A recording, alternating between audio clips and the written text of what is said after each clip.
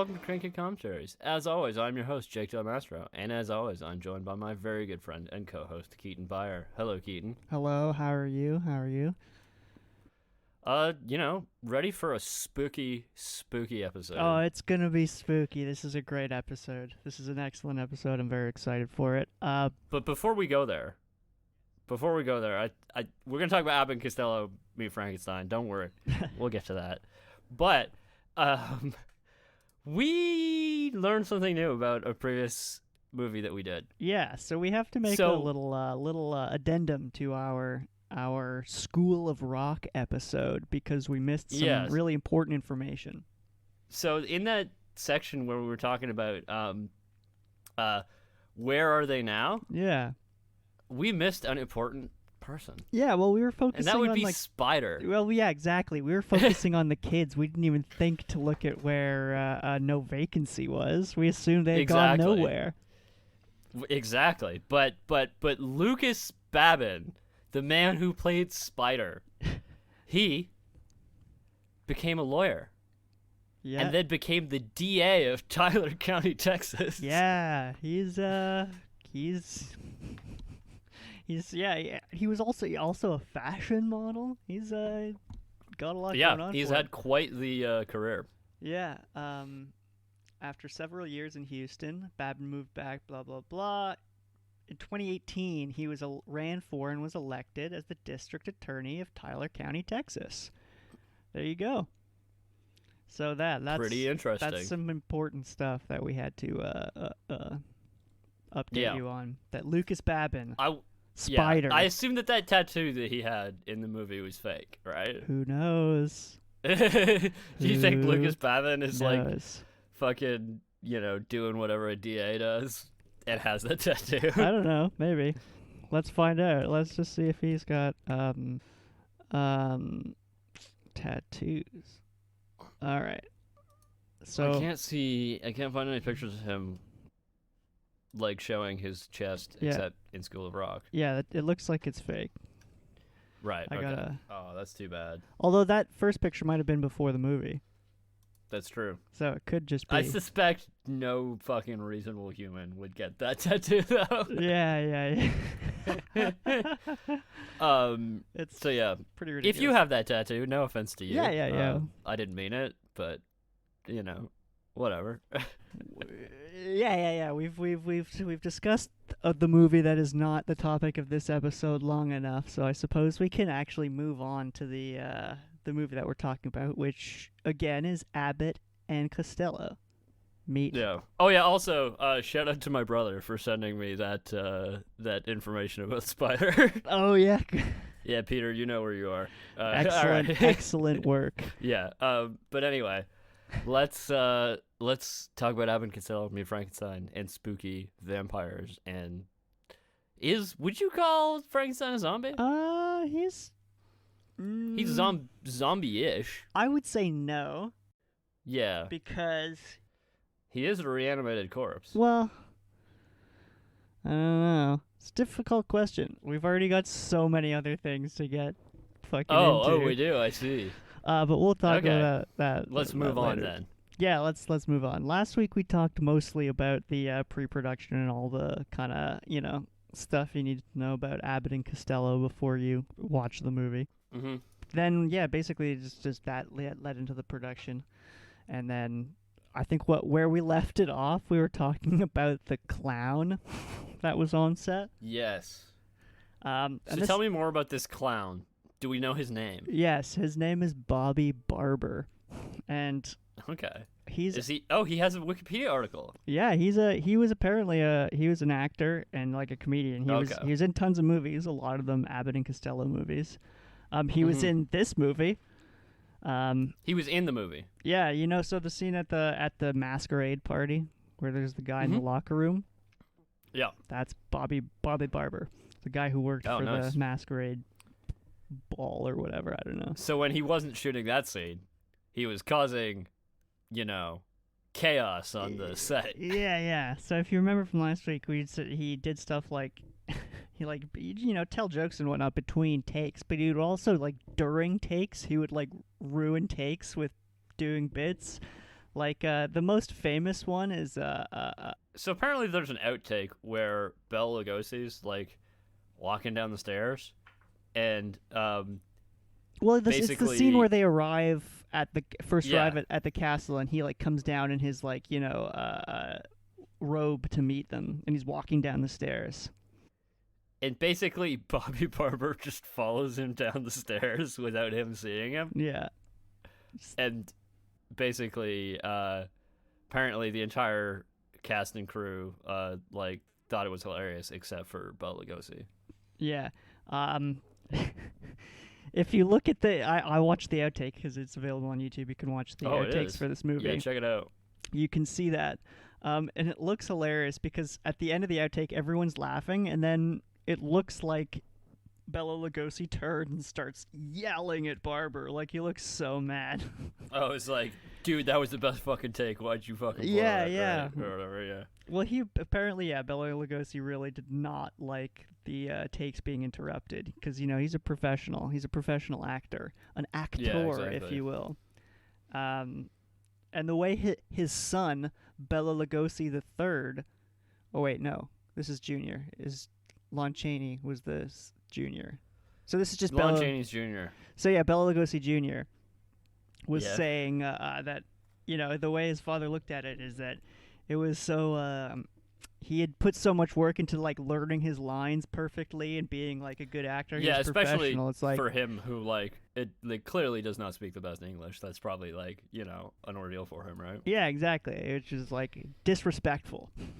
Is Yeah. the way he thought of it, but that I think he did not mind the kidding around between takes. Apparently, Mm-hmm. because they would like throw pies and shit.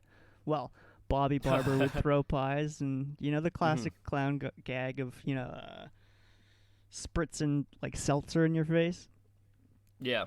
There's a photograph from behind the scenes of Bela Lugosi pouring a cup of seltzer over Bobby Barber's head. No. In jest.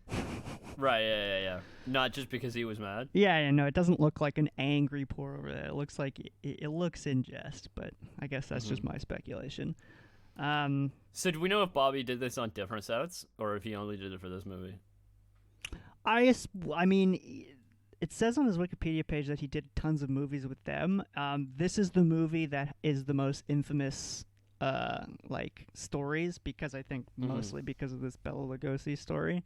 But yeah, so maybe he did it on other sets. So yeah, we talked about Bobby Barber and Bela Lugosi a bit there, but then also you've got a lot of people on set. You've got Glenn Strange, who, as we mentioned last week, is Frankenstein. Mm-hmm. Just for being tall.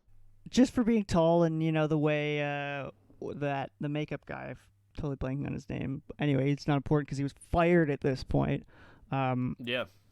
He liked the way Glenn Strange looked with a pirate scar, so he did him up as Frankenstein in secret. But apparently, so to keep things light, as we were discussing, as they would always do, Glenn Strange was he would do a southern accent while he was Frankenstein, which is fucking hilarious. So I hope I didn't see any of that in the outtakes, but they would do it. Apparently, he did it. Another story of pissing off Bela Lugosi, actually. Yeah.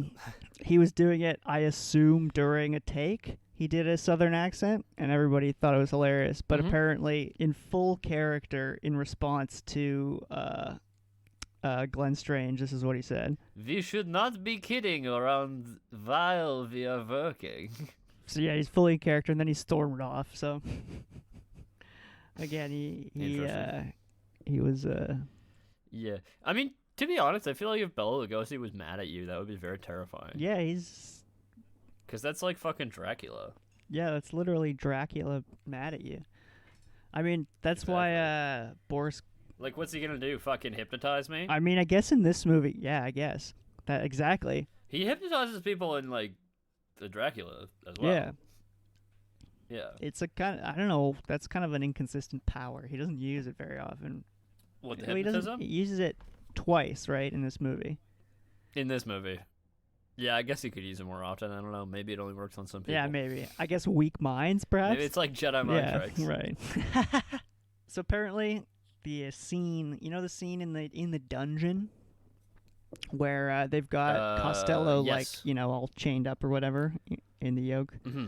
Shortly after he escapes, there's a scene where Costello sits in Frankenstein's lap, and because he thinks it's dark, he thinks it's a chair, and it's a classic bit of Yeah. I recall that yeah. scene. So apparently that scene was like unbelievably difficult to film, just for the reason that Oh yeah. Glenn Strange couldn't keep a fucking straight face, so he kept. Yeah, it's true. I can imagine why that would be funny if fucking Lou Costello is sitting in your lap. in your lap doing bits, trying to be as funny as possible. Yeah, exactly. So yeah, apparently even in the final take, if you look closely, you can see Frankenstein's like cracking a bit of a smile when he stands up to chase Costello. So that's great. Yeah, I can imagine the atmosphere behind like filming these movies was like very different from the standard like Universal horror movies. Yeah, well, as soon as you have Abbott and Costello involved, it becomes a circus. It seems. Exactly. There's even clowns. Especially there's clowns. So Glenn Strange apparently loved kids. Loved being around kids, and apparently Lou Costello's daughter had fairly recently been born. Like she wasn't like a newborn, but she was pretty young. So she was brought onto set, and Glenn Strange was like, "Oh, let me say hello to her," But oh, did he freak her out because he was wearing fucking Frankenstein yeah, he was makeup? dressed in full Frankenstein makeup, and he tried to like hold a small child. Yeah, I can imagine. Yeah, that would definitely, not go well. Upset a lot of children. Yeah.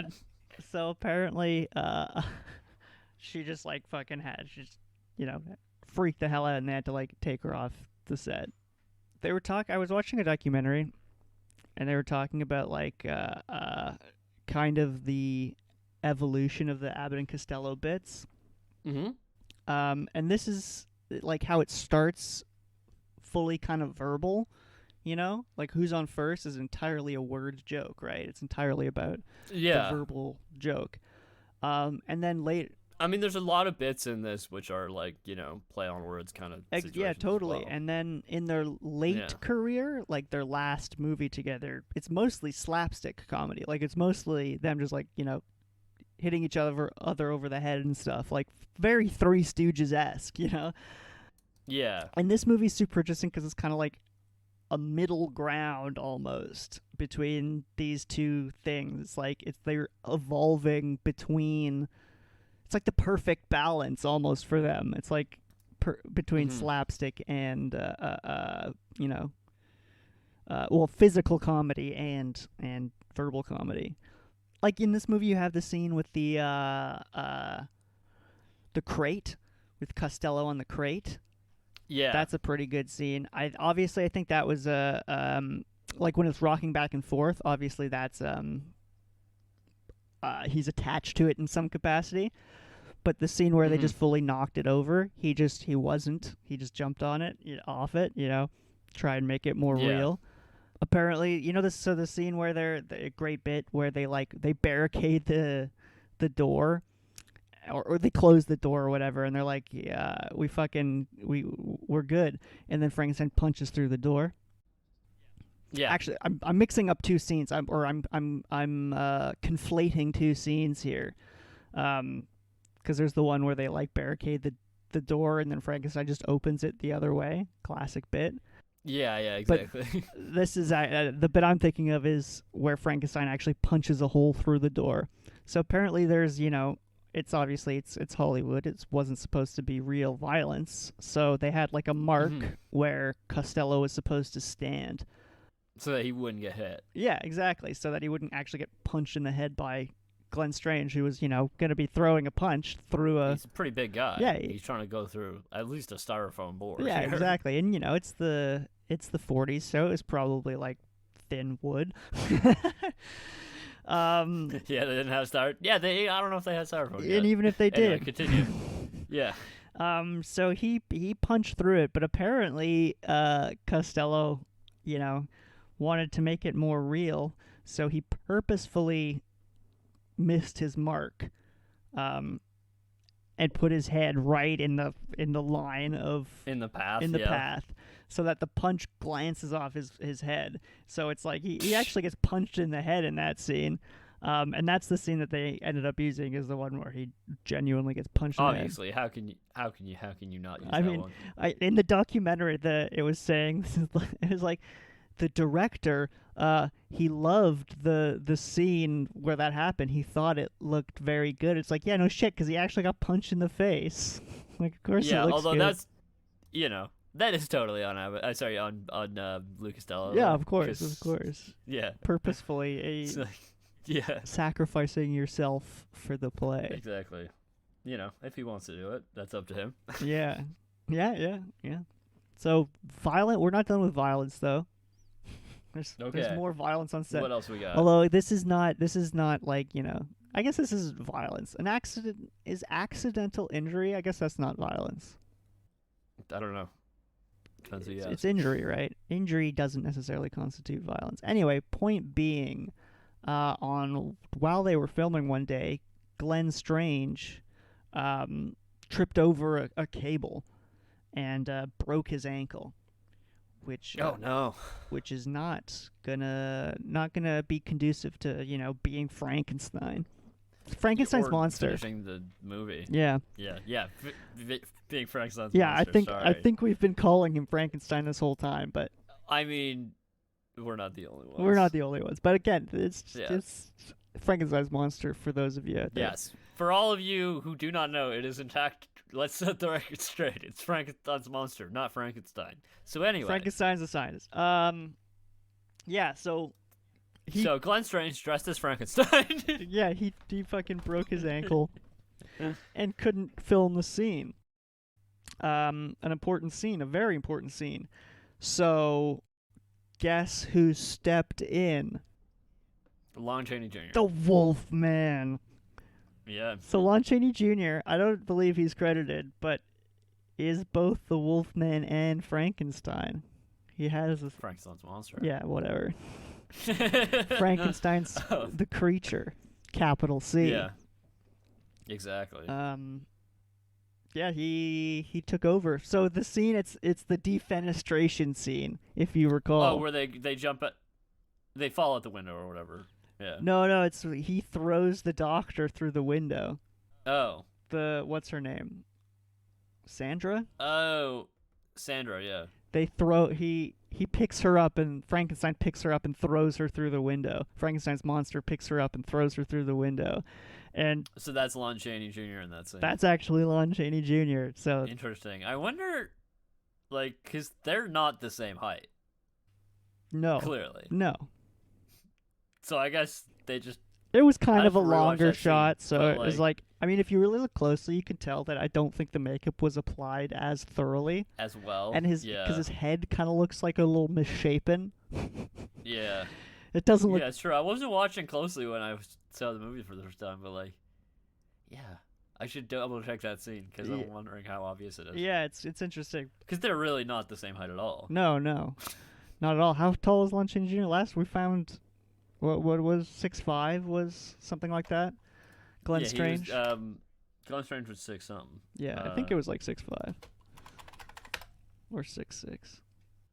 Lon Chaney Jr. is 6'2", so they're like Fairly in the same comparable. league. Yeah, and it was a far Yeah. enough away shot that nobody's gonna notice that.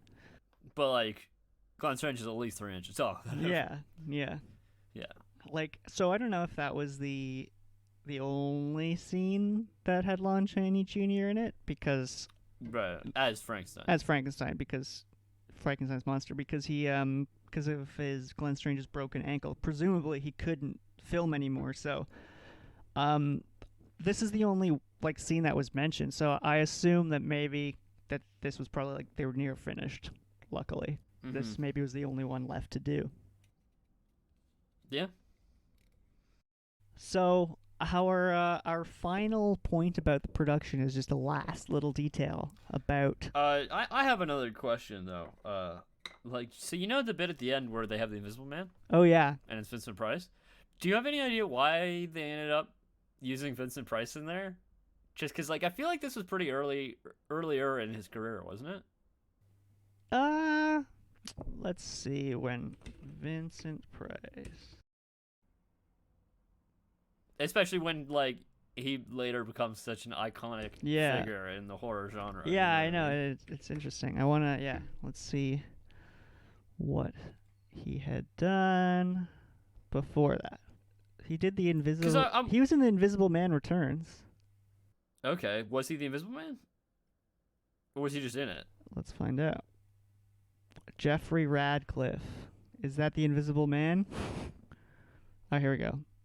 Jeffrey Radcliffe is a fictional character featured in the Universal Monsters film series. He was the main character in the 1940 movie The Invisible Man Returns, where he was played by... So yeah, he is the Invisible Man. Well, he's the main character, but does that mean he's the Invisible Man? Yeah, he is the aliases, the Invisible Man. Okay, so Vincent Price had already been the Invisible Man. Yeah. So okay, that makes sense. Yeah.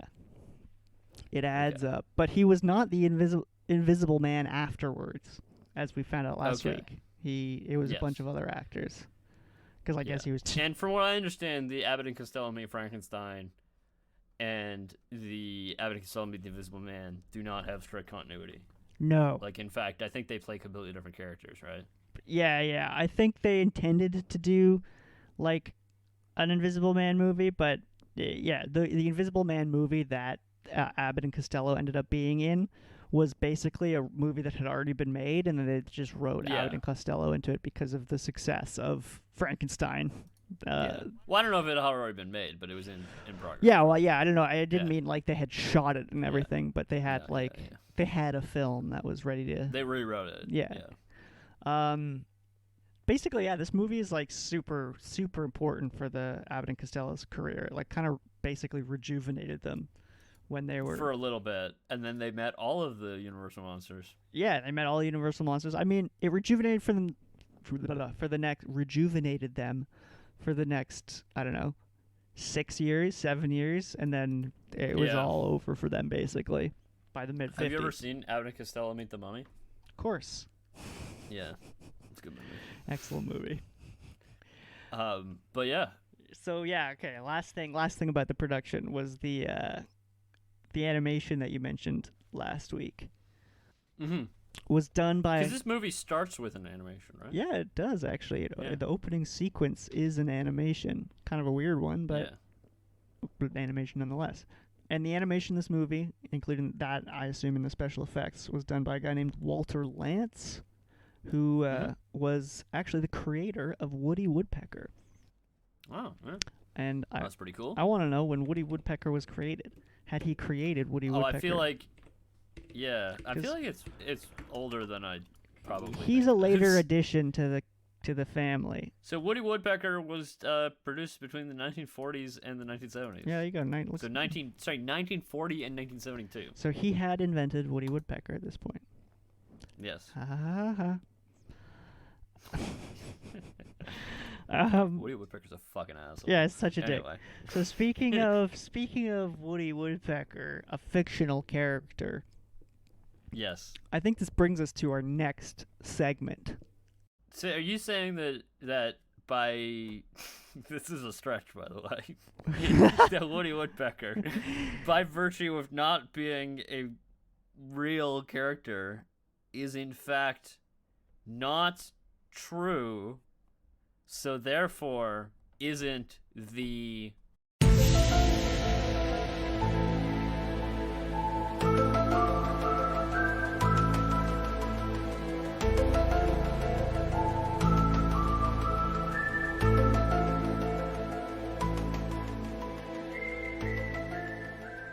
This is a very good truth segment for that music. Yes, it is truth time. This is the part of the show where we find the true things about this movie. We look into it and we find, either some connections about it to some true stuff, or we look into a detail that happened and we try to find out if it's true. There's a lot of stuff. There's a lot of angles you can take in the truth because, the truth is out there and it's the truth is out there. Really, we put on our our investigatory hats. Yeah. And we fucking investigate what's going on in the deep depths of the truth here. Exactly. The truth is just a cold Rocky Mountain river, and we are just dipping our cans in to fill it up. Like I said, there's a lot of angles to talk about the truth. This one's I've got so many things to talk about. So many things. So we're gonna start with my theory about this film. Okay. Because Is this film real? Is it true? Is it like, is are this these film based on a true story? I would say no. However, we are gonna find the truth in it. Okay. But before that, my theory about this film that we have to discuss is, Okay. I propose that the Dracula in this film is an imposter, and this is not the true Dracula. yeah, I don't, and in fact, I propose he's not a vampire at all. Oh, okay. And here's why. He does bite somebody. He does, but yes, he bites what's her name? Sandra. Yeah. However, in that scene, he bites her. What does he bite her in front of? A mirror wardrobe. What can you see in the mirror? Him biting her. In the original Dracula movie, is the mirror thing a thing? So, the mirror trope comes from Bram Stoker's Dracula. Basically. Yes. It's like, so there's tons of, obviously it's a trope now. And it seems to be that is where it originated from, is Bram Stoker's Dracula. So if we're going canon Dracula, then there should be no reflection in that mirror. Right, okay. So, but does it align with the other Universal Dracula? Good question. I like the first Dracula movie, like the Universal movie. I don't know if there are any mirrors in that movie. That is not something I explored. I'll have to watch it. Quickly. I'm sure somebody has figured this out, so I'm going to just quickly Google Dracula 1933 or 1931. Yeah. Mirror. Yeah. There's a clip. There's a clip? Is he in the mirror? Can you see him? Can you see his reflection? 1 second. Good God, man. Can you see the reflection? What's he doing? Describe the scene. He's talking to Van Helsing. Well, okay. In what? Is there a mirror in the room? Can you see the mirror? Oh. No, he's not in the mirror. Oh, shit. Van Helsing's looking at the mirror, and he sees that there's no reflection. So, there you have it. So, yeah, in the original 1931 Dracula, there is mirror. He doesn't show up in mirrors. So, this is an imposter from that Dracula as well, even. So, that Dracula is the real Dracula. This one, who knows who this is? So, because he shows up in a mirror, he's fake. He can't. Is that all you got? He can't be Dracula. Okay, but is that so? That's just that one thing is enough to completely rule it out. I mean, yeah, that's like a definitive fact about vampires from the Bram So Stoker. why don't vampire clothes show up in mirrors? Why don't their clothes show up in mirrors? Yeah, that's an excellent question. Like, if a vampire puts a hat on, does the hat show up in a mirror? Yeah, is it like the Invisible Man? Is it like the Invisible Man? Yeah. Yeah, it's a good question. I'm sure it's been discussed by vampire nerds in the past. So I'm sure you could just look that up as well. Because like I said, I think Dracula is the first occurrence of the mirror thing, and there's a book about vampires which is very similar to Dracula because they're both based on the same source material, which we won't go into in this episode because we just haven't the time. But yeah, this book is called Carmilla.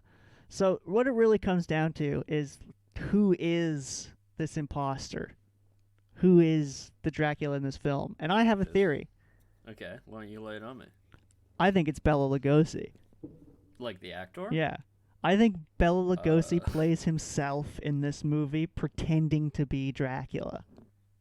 so does Bela Lugosi like he's actually he just likes biting people? Is that it? Yeah, So Bela Lugosi, are you saying Bela Lugosi exists in the universe of Universal Horror? he has to, right?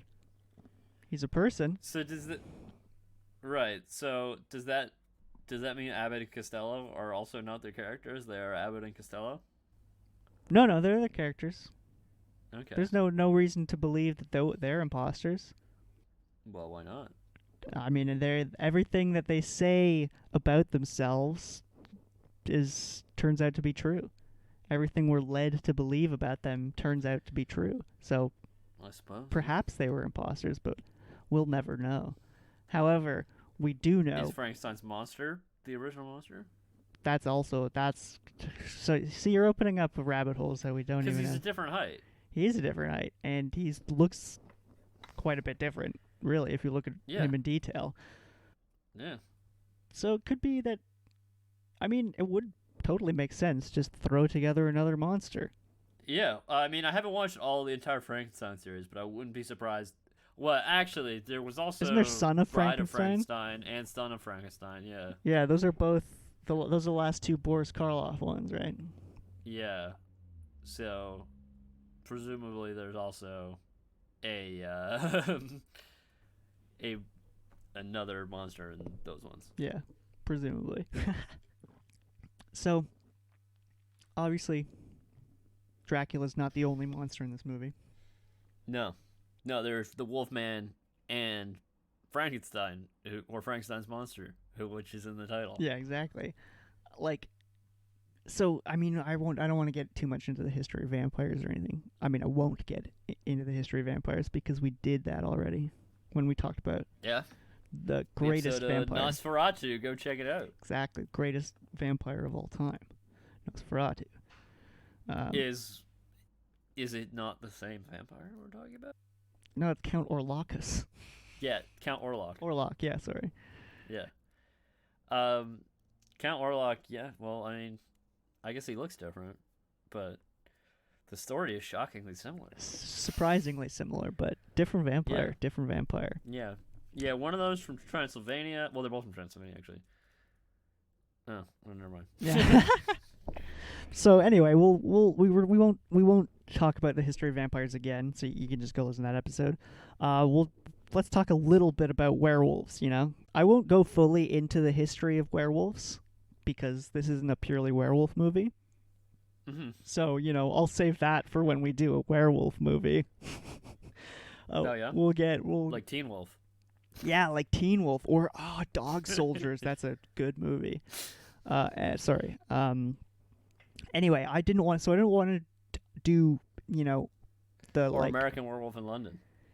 also a good That's a movie. good movie. I didn't want to do like history. I wanted like recent Yeah. history. I wanted like memorable history. You want to talk about recent werewolf sightings? Exactly. Well, because this movie, The Wolfman, I was watching it. The Wolfman is like, he's around. He's going to the masquerade ball. You don't see too many, werewolf sightings anymore. No. Now all you see is Bigfoot. Yeah, a lot of Bigfoot. And I mean, well, that's just because there's a lot of Bigfoot out there. Well, how do you tell when something's a werewolf? Like, We'll talk. if you don't see we'll it change. we'll get into that in a second. Let's just talk Yeah. about the recent history of this modern werewolf Phenomena. Yeah. It's Elkhorn, Wisconsin, Bray Road, 1936. You've got a hairy bipedal beast, which is spotted. It's a Sasquatch. 7 feet tall, at least. I mean, yes. Sounds like a Sasquatch. It does sound like a Sasquatch. My mind first went to Sasquatch as well, but it was described as having like canine-like features. So clearly not Sasquatch. Okay, if you say so. And what I found interesting, the first thing I did was like, did Wolfman had Wolfman just come out? Because like, Right. as soon as these movies like hit movies come out, you notice there's like ticks. What year is this? This was 1936. So Okay. I looked it up. Wolfman didn't come out till 1941. So this is not Oh. part of the film, mania. And there weren't Okay. there weren't any other. Wolfman was like the first prominent werewolf movie. Like there was a werewolf film from 1913, which is lost now because it was Universal Fire. What a shame. I know. I really want to watch it, but it's lost. It's the vapors. It's the air we breathe. Yeah. Anyway, so that I assumed that didn't cause any mania. Like 25 years later. So when they saw the beast. So this beast has been called, because it was spotted in 1936 several times. It was called the Beast of Bray Road. Let's go into it. Let's discuss the Beast of Bray Road, because do you want to read a description of him? I've got a description of him from legendsofamerica.com. Okay. If you want to read this description of Also known as the man wolf, bear wolf, and dog man, it is said to be around 6 feet tall, with gray and brown fur. Its face resembles that of a wolf, with shiny yellow eyes and pointed ears. Its body, though furry, looks like a muscular man. The creature is said to run and walk on all 4 of its legs, or just its hind legs, and has been spied sitting on its haunches and kneeling like a man. Some people believe it is a werewolf. Others, that it is a Bigfoot. And some believe that it is a yet unidentified species. There you go. So, yeah, werewolf. Is it just Bigfoot? Could be. I mean, I need to see pictures. Well, we'll talk. So the beast. It's not a fucking vampire. Like, it shows up. Yeah, in exactly. Pictures. So the beast resurfaces in the 1980s. Not a long time of no beast, which is, I think, another good reason to believe that it's a werewolf. Because if it was just if it was a Bigfoot like creature, like there'd be a bunch of them, right? It wouldn't just be one. That'd be weird. I don't know. Don't you have solitary big feet?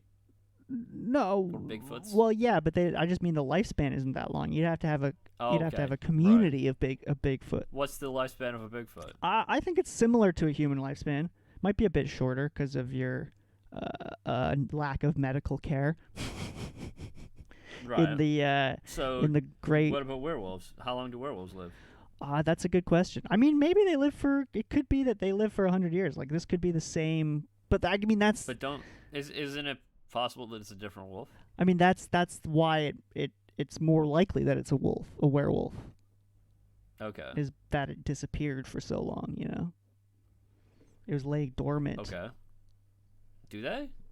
Well, I mean, maybe he was just had it had it taken care of, What like if the it's not Wolfman. same wolf? You're saying it's two different werewolves? Yeah. Well, what if that first werewolf bit a person, and then now it's the 1980s werewolf? Maybe that's possible. So in the 1980s, the first apparently it was allegedly seen devouring an animal carcass by the side of the road. Okay. And then Are we sure that wasn't an actual wolf? well, as soon as like the car driving past saw it happen, that it ran into the woods on all 4s. Mm-hmm. But it was too big to be a wolf. It was a man wolf. Okay. And apparently it attacked several people's vehicles. Like some people like scratched up their car and like jumped on the hood of their car and ran away while they were driving down the highway, down Bray Road. Interesting. So that's the 1980s, and so it becomes kind of a phenomenon in the 1980s, and then kind of goes away again. But you still hear every now and again there's a sighting. It hasn't gone away. The beast was photographed in 2018 by Danny Morgan, and yeah, I have the photo right here. If you want to click on this link. Yeah, I'm gonna put in this. Oh, come on, this is bullshit. That's what it is. That's the beast. Literally, what this photo is it's a car driving by, and there's some shrub or something. I don't even know what it is. You can't tell because there's too much blur. It's the Beast of Bray Road. Looks like a shrub. The beast. Anyway, I'll post the photo to the Instagram. So everyone can see what a wolf man looks like. A real, true wolf man. Or a small tree. Definitely a wolf man. Like, let's enhance. Definitely a wolf man. If you were looking at the same enhanced image I was, you would be able to tell. So most recently, it's still around. That was 2018. It was most recently seen in May of 2020 by a guy named Ron Rice, who saw it twice in 1 month, which is it's around both, and none of these, like, the only violent ones were when it attacked their vehicles. When Ron Rice saw it, he just saw it, walking around, and then it ran off into the woods both times. Okay. I don't know. I still feel like it could be like a bear. Yeah. Could be like a regular wolf. No, that's the thing. A lot of when you do a lot of Bigfoot research, you find that most cryptids are bears. Yeah, because I mean, a bear can walk on 2 legs. And I think a lot of people have an idea of what a bear looks like in their head. But bears, sometimes they have less fur, sometimes they're skinnier, sometimes they've eaten more. So when they're on their hind legs, they look kind of crazy sometimes. So yeah, I think a lot of people. I mean, didn't you say you once came face to face with a bear? Yeah, it was just a little black bear though, and then I ran away, and it ran away too. Okay. It didn't look like Bigfoot. Still. And it was on all fours. Still, you've come face to face with a bear. You've seen that. Yeah, shit. I looked into the face of the bear. Exactly. Yeah. Yeah. So that's the wolf man. I mean, I'm still awaiting more wolfman sightings, and when we do, I need a better photo here. Yeah, I know. Well, we should go to Elkhorn, Wisconsin. Yeah. Bray Road. So that's your wolf man. When we do Teen Wolf, we'll go into the history of werewolves because obviously it's fascinating. Yeah. But yeah, so that's werewolves. But it's the title of the movie. It's Abbott and Costello Meet Frankenstein. So we got to talk about fucking Frankenstein's monster, or Frankenstein himself. Or Frankenstein himself. I mean, this is actually, we're going to talk more about the real life Frankenstein, the scientists.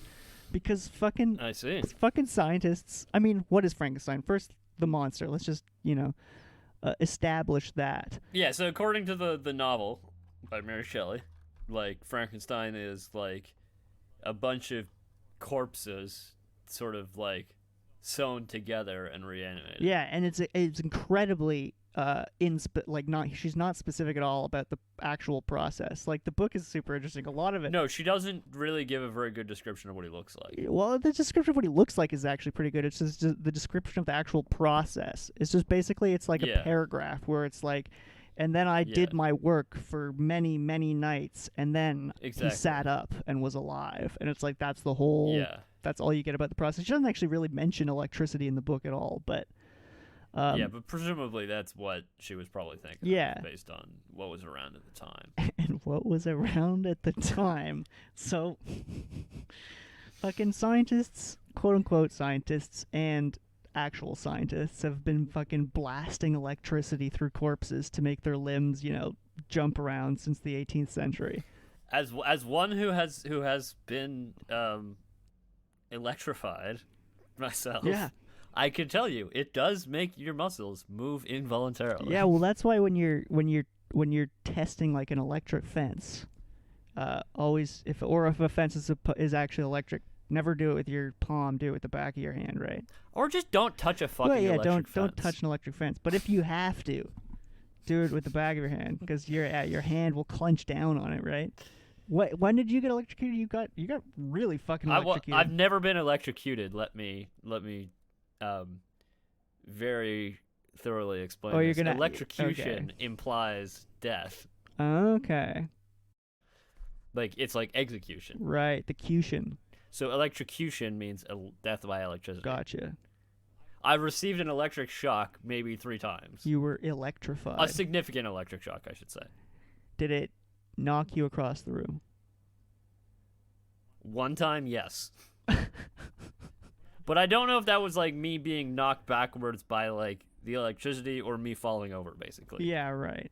So like it is, yeah. Involuntary movement is definitely part of it. Yes, exactly. So that's, because of this, scientists have been blasting it through corpses for a long time.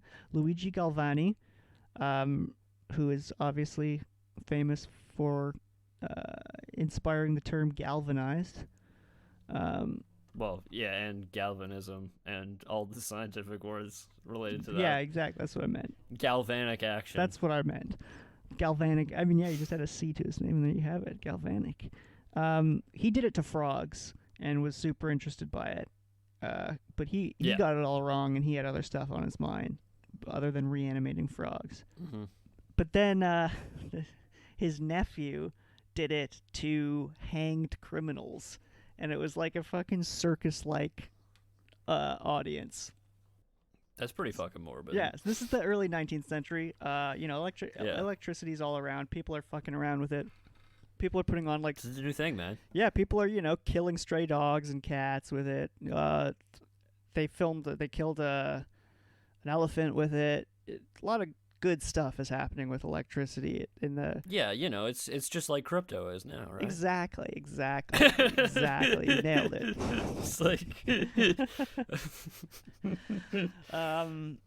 But yeah, so early 19th century, Crime and Punishment, pretty fucked up. I mean, it's actually less fucked up than the electric chair. This is pre-electric chair, which is probably the most fucked up form of execution, but that's not what we're talking about. No, it isn't. Huh? We're talking about the opposite. We're not talking about killing people with electricity. Exactly. We're talking about bringing them back. Exactly. Like, it's the polar opposite. So... In the early 19th century, Crime and Punishment's a bit fucked, as you can imagine. It's still a little fucked in different ways, but back then it was fucked in the way that hanged people would often awake during their dissection because... Wait, what? Because it wasn't fully... The hanging wasn't... They were only... They were only mostly dead. They were only mostly dead, exactly. Yeah, exactly. And the methods for telling were not always that great, and often the person doing it was the hangman who was, not having a great time a lot of the time. They don't want to say, like, I fucked up, I gotta do it again. I mean, I'm sure they would if it was like, oh, he's still alive. But yeah, it was such a fear that an accused murderer named George Forster attempted a crude suicide in his cell prior to his hanging because he was gonna hang. So he was like, I'd rather kill myself because he was so afraid of waking up during his dissection, which is fair enough. That's fucked. Yeah. Yeah, so fucked. So he tried to kill himself, didn't work out. But the point is, he's terrified. He was found guilty of killing his wife and child. Okay. And then apparently follow-up investigations speculate that he might have actually been innocent. Oh, that's pretty fucked up. Yeah, and I mean, so many people that were executed were innocent. Like, so many. But that's a different conversation.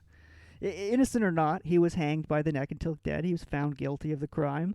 And instantly, he was carted off to the office of Galvi's nephew, whose name is Giovanni Aldini.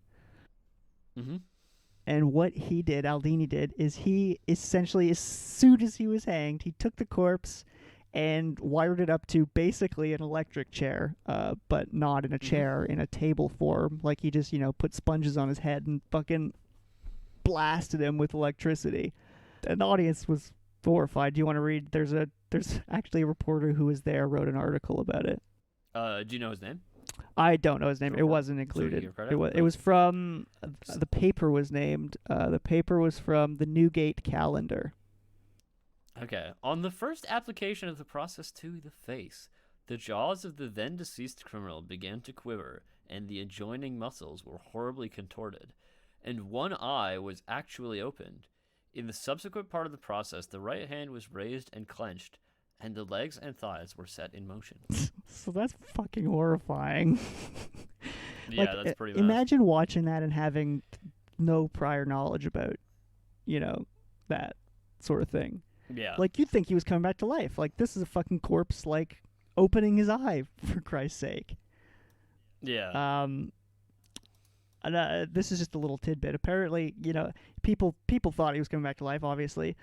Had he come back to life, had it been a successful reanimation, by rule of law, they would have had to hang him again. Oh, really? That's interesting. Yeah. So, but I would just like to point out that, like, so this idea of, like, shocking people, like, to, like, bring them back to life, while we may not have got there, we do shock people to keep them alive. Yeah, totally. That's what a pacemaker is, right? Yeah. And, fucking, what are they called? The clear... Bzz, defibrillator. Defibrillator, yeah, that's exactly what a defibrillator is. Although, I'm not going to get into it, but every time you see them do that on, like, TV yeah, it's wrong, movie, because, it's completely inaccurate to what it actually is. That's not how it works, so, yeah, don't use a defibrillator based on what you see on TV. Actually, defibrillators, any defibrillator that you might ever get your hands on, are actually designed to be really easy to use. Yeah. Exactly, that's the point, because they want anyone to do exactly. it. I'm pretty sure because you're supposed to do it, like, before the heart stops. Right? It's supposed to... Well, they're not for fixing a stopped heart. Right. They're for fixing a heart that's not in rhythm. Right. Like a pacemaker. Exactly. Anyway, there's a little off topic here. But anyway, the point is, like, the principle is there. Yeah, exactly. And the point of all this is they were trying. So that is the truth. Yeah, well, that is the essence of the truth, isn't it? It is the essence of the truth. It is, yeah. And like what we just described, that whole fucking George fucking Forster. Thankfully, he did not come back to life. That's more, that's grandstanding. That's them trying to make a name for themselves. That's not really the scientific aspect of it, but some people were actually doing, scientific studies, actual scientific research, like fucking Galvani, the original Luigi Galvani. Yeah, exactly. And I think even there was a third guy who was inspired by Aldini, the nephew, and he fully embraced. I forget his name. Fuck. He fully embraced the whole thing. Mm-hmm. The, like, showmanship of it, but he was also a real scientist as well. Okay. So as soon as he did that for a while, and he, like, kind of made a name for himself, and then, like, on the side he was like, oh yeah, this is pointless, like, I'm just shocking corpses. So that he moved on. Exactly. There's a BBC documentary that speculated that Giovanni Aldini had paid off some people in the court system to fast track the trial of George Forster so that he could have a fresh corpse, which, that's pretty dark. Ties into the whole thing about his may have been innocent, because there was follow-up investigations. There was some evidence. Shit came to light, man. Anyway, that's new shit came to light. Yeah. Yeah. So that fact is important to include, because if the actual man Frankenstein, he goes off the deep end, and if for his work, he throws himself off the ledge in the name of his work. And if this is true, if Aldini did do that, that's very Frankenstein-like behavior. Yeah. So are we saying that Giovanni Aldini is the closest thing to the real Dr. Frankenstein that we found? He's pretty damn close. So, when was Giovanni Aldini doing this? Was it around the time that Mary Shelley wrote the book? Just after. Just after. So it would have been, but there were certainly experiments of this kind that she might have seen. She would have seen what's his name? Galvi. Luigi Galvani. Galvani, yeah. She would have potentially been aware of his research. And there were other scientists. Like, I've read that it's very likely that she would have heard in some capacity. She's the coolest, like, by the way. She fucking wrote this book when she was 20. It's like, and it's one of the most important books of the last few hundred years. Anyway, I'm getting off topic. So yeah, there you go. That's our Dr. Frankenstein. That's the truth. But I finally, we've talked about all the monsters, the truth about all the monsters, but we haven't really talked about the truth behind Abbott and Costello's characters. The the hapless baggage handlers. Okay, tell me about them. Well, I have one story here about a hapless baggage handler that I think ties it back into the movie. So it's about a... Let me click on that. Do you want to just read the headline there? I would like to point out that this is the Daily Mail, a paper which we shall not endorse. Oh yeah, of course not. This is a satirical part of the of the show. Yeah, exactly. Read the headline: Drunk baggage handler falls asleep in hold, flies to Chicago. That sounds like something Costello would do, except with not the drunk. Yeah. I don't think he'd be drunk. I feel like he'd get hit over the head or something. Yeah, exactly.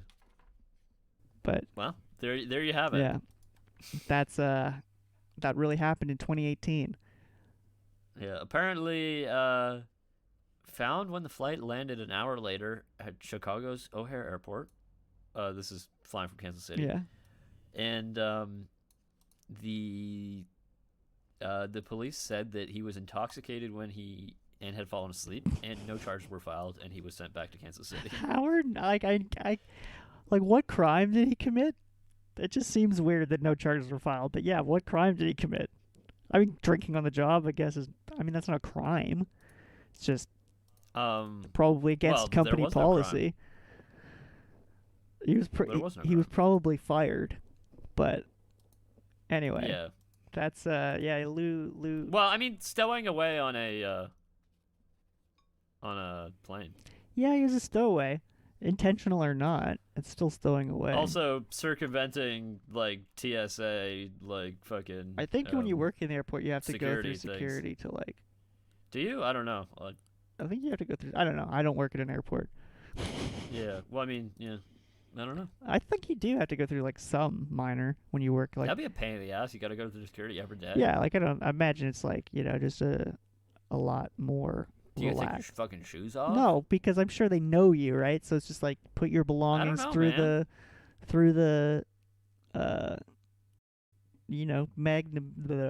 magnifier. Yeah. You know what I'm talking about. X-ray machine. Yeah, I know exactly what you're talking about. Yeah. Anyway, none of this is important at all. No. We're talking. But anyway, the truth is that things are true. Partially, maybe. There's a lot of true things, surprisingly true things in this movie. Yes. Surprisingly. I mean, the Beast of Bray Road aside. Yeah. That's one of the least compelling cryptid stories I've ever heard. Oh, yeah? Really? What's the most compelling? Oh, I won't get into that here. That's a whole other podcast. Right. Well, I'm sure we'll talk about that at some other time. Yeah. But yeah, so let's just close it out here. Let's talk about our final thoughts of Abbott and Costello Meet Frankenstein. Okay, first thought, they don't actually meet Frankenstein. No, they don't, exactly. First, that is a good point. Frankenstein's not in this movie. They meet his monster. And they also meet the Dracula and Wolfman. Yeah, also Dracula and Wolfman. Yeah, as you recall, last week we mentioned that the only reason they went with this title is because the last one was bad and this one tested well. So they were like... What was the last title? It was like The Brain of Frankenstein or something. Oh, yeah. That's not good. And people were like, how are people going to know that Abbott and Costello are in it? You got to have that in it. Yeah, exactly. It's got to be in the title. So it was. And it was. But anyway, yeah. Classic fucking comedy of the day. Classic Abbott and Costello routine. Classic horror. Classic horror. It's just all around. It's a must watch. Extremely, yeah. It is a must watch movie. Yeah. It is super great. Like super well balanced. Yeah, and it's just one of those films that like actually not at all. No lulls, I thought, in this movie. No, not really. I don't think it could have been made shorter or longer. No, it was just the perfect length. And Like, if it did get longer, I think it would be problematic. Yeah, exactly. Any longer, like that end scene, had that lasted any longer, it would have, the whole kerfuffle in the in the castle or whatever would have not gone so well if it had been 15 minutes longer. Yeah. But anyway, yeah, it's a great movie. You should all watch it. It's not a Halloween movie. Do it. In the sense that it could be. In the sense that it could be, but it's not like I don't like really watching like horror movies year round. I'm like kind of a You're a like a once a year October horror guy. Yeah, and it's not because I don't like. It's just I don't feel like them. I just don't feel like putting it on until then. But this is one of those movies, obviously, because of the comedy aspect. That it's a year-end movie. It's not seasonal. Not seasonal, exactly. But yeah, those are my final thoughts. Anyway, I'm pretty aligned with that. All right, so I guess. Yeah. Quick shout out to our listeners from the Netherlands for tuning in again. Yeah. Thank you. Wow, that's like. Keep checking us out. I know. That's amazing. Thank you. We're very appreciative. Yeah, we are. Very much for everybody. Even the non-Netherlands. Yeah, even the people in America. Yes, I was about to say especially, but not especially, equally. Yeah, like you people in Virginia. Thank you. God, thank you, Virginiaites. Is that what you call it? I don't know. Virginians? Probably Virginians. Anyway.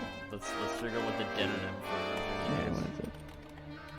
This is the part that we have this on. Virginian or virgin? A virgin?